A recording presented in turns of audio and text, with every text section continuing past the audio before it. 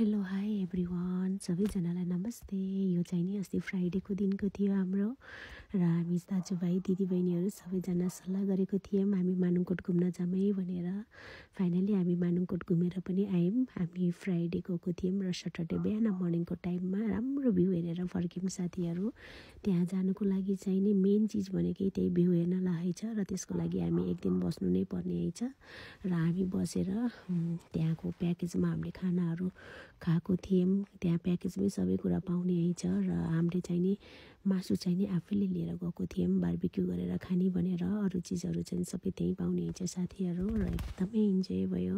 View पनि एकदमै राम्रो हेऱ्यौँ साथीहरू, नाचगान भयो, खानपिन भयो, र एकदमै इन्जोय गरेर हामी आयौँ साथीहरू। फ्राइडे गएको थियौँ किनभने हामीलाई बच्चाहरूको छुट्टी पनि मिलाउनु थियो, र जे होस् हामी गएर एकदमै इन्जोय गरेर आयौँ है साथीहरू। हजुरहरू पनि जान सक्नुहुन्छ।